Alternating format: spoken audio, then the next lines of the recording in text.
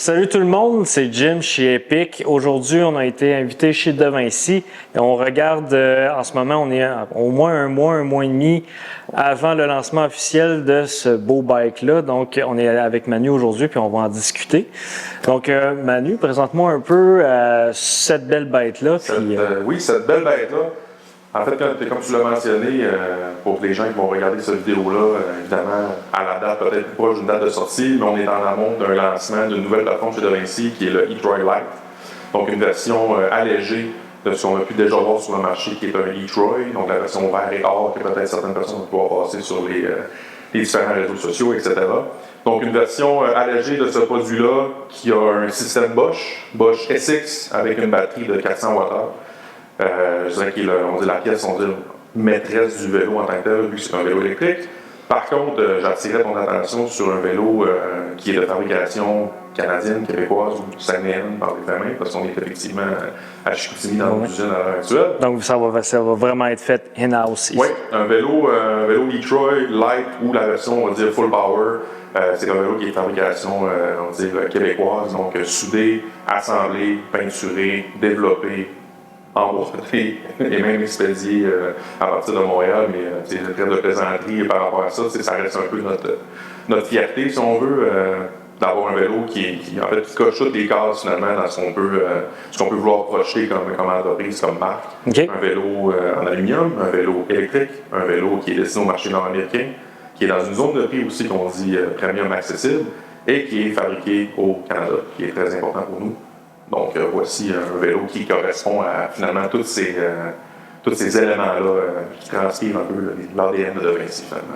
Parfait. Puis, si on regarde ça, c'est quoi les principales différences, disons, comparées au modèle précédent? C'est quoi les gros highlights qui vont différencier cette bike-là? Celui-là, je dirais, c'est vraiment un ajout pour là. On peut faire le point de comparaison entre on va dire un e-Troy, on l'appelle le e-Troy Shimano, et le e-Troy Bosch. Donc, le e-Troy Shimano, évidemment, de par son nom, la motorisation a été actualisée. Bon, on a revu, on va dire, la géométrie, la fabrication, on s'entend l'intégration d'un nouveau système, la grosseur de la batterie. Donc, on voulait arriver avec des produits, un qui est un petit peu plus léger. Celui-là qu'on peut considérer quand même beaucoup plus léger que les versions, on va dire, à pleine puissance. Donc, on parle d'un vélo dans la configuration actuelle qui est une petite touche sous la barre de 43 livres à 42,99 livres. Donc, ça compte pareil. Ça compte pareil. Chaque petit gramme compte à l'intérieur d'un vélo, je pense, du moins de mon avis. Ceci étant dit, on voulait avoir une nouvelle ADN, un nouveau look en général qui reflétait bien l'expertise de l'entreprise, qui est de la fabrication nord-américaine de vélos en aluminium. Donc, c'est ce qu'on a voulu mettre de l'avant avec un système plus léger que Bosch nous offre finalement, le système budget de Bosch SX, qui est nettement plus léger qu'un système pleine puissance. Parfait. Puis le modèle qu'on voit là, c'est un peu le flagship qu'il va avoir. Donc, on est en GX T-Type. Oui. GX électronique, AX6. Oui. On a les RockShox, dans le fond, Lyric Ultimate à l'avant. On est en Ultimate aussi à l'arrière. Oui. C'est quoi aussi, là, on voit l'angle a été ouvert pas mal. On est rendu à combien? On est rendu à 63,6 degrés d'angle au niveau du head angle. Donc, un vélo, somme toute, agressif. C'est un vélo trail, mais un vélo trail qui est capable d'en prendre. On a 150 mm de débattement à l'arrière, on a une fourche de 160 mm, un angle à mi-chemin dans le 63 degrés. Donc, un vélo qui se pilote très bien, que ce soit, exemple, à Québec, Mont-Saint-Anne. Aucun problème pour ça. Autre centre alentour, on va dire la grande région de Québec. Donc, très, très, très polyvalent, je pense, comme e-bike. Mais aussi qui va correspondre à un besoin pour nous d'avoir, une approche nord-américaine, donc autant au niveau de l'Ouest canadien que dans une région comme les États-Unis, qui ont différentes. On s'entend, il y a beaucoup de différentes régions aux États-Unis, mais qui peut correspondre à ce type d'élévation, ce type de difficulté de sentier qu'on peut trouver en Amérique du Nord. Parfait. Puis on a raccourci aussi, je pense, le chainstay de quand même quelques millimètres. De quelques millimètres, on veut trouver le bon balancement entre la stabilité du vélo au niveau de la descente, puis de garder, un élément de plaisir, parce que je pense qu'on veut construire, on veut fabriquer des vélos qui sont agréables pour le client, qui n'ont pas nécessairement un focus, fondamental au niveau, exemple, de la course ou des choses comme ça. On veut quelque chose qui est polyvalent. Donc, on a non seulement essayé de raccourcir les bases, mais aussi fait de la place, ou du moins réduire un peu l'espace, mais pour avoir un vélo qui est en configuration qu'on dit molette, Donc, une roue de 27 à l'arrière, une roue de 29 à l'avant, encore là pour amener un peu plus de plaisir au niveau du vélo, au niveau du pilotage. Un peu plus d'agilité. Exactement, l'agilité, ça serait bon. Ouais. Donc, on vient rebalancer le fait que c'est un e-bike, parce que même s'il est léger, ça reste un e-bike. On veut se rapprocher le plus possible dans nos critères à nous d'un vélo, on va dire, musculaire ou acoustique. Acoustique, oui. On peut dire aussi à l'intérieur de ça.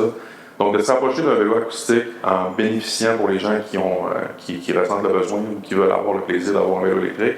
Donc, c'est pour ça qu'on veut se diriger le plus possible vers un poids léger.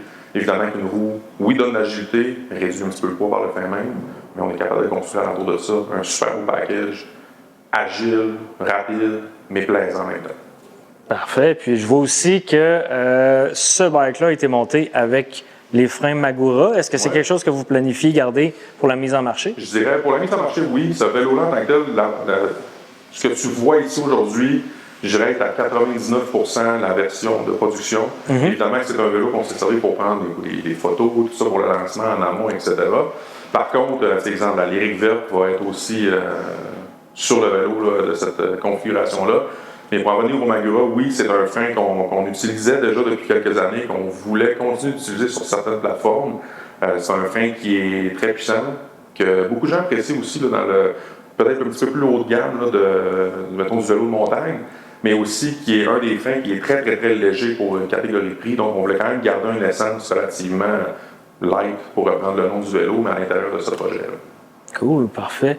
Donc, vite fait, on a une machine qui est super polyvalente, 150 mm de débattement à l'arrière, 160 en avant, cockpit en carbone, du Ultimate partout. Puis tout ça, ça va être un package qui va être en bas de 10 000 $. Fait que je pense que c'est une très bonne machine que vous nous présentez là. C'est de la qualité. C'est un rapport qualité-prix, en fait, qui est selon nous incroyable.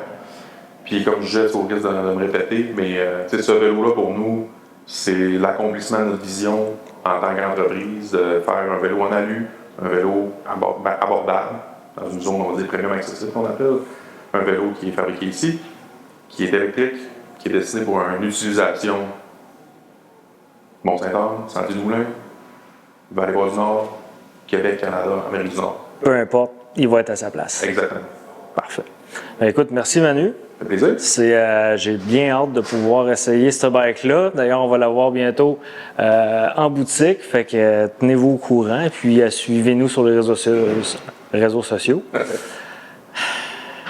Donc, comme je voulais dire, suivez-nous sur les réseaux sociaux pour savoir quand est-ce que cette bête-là va arriver en boutique pour pouvoir venir la voir et en prendre possession. Donc, merci Manu encore une fois.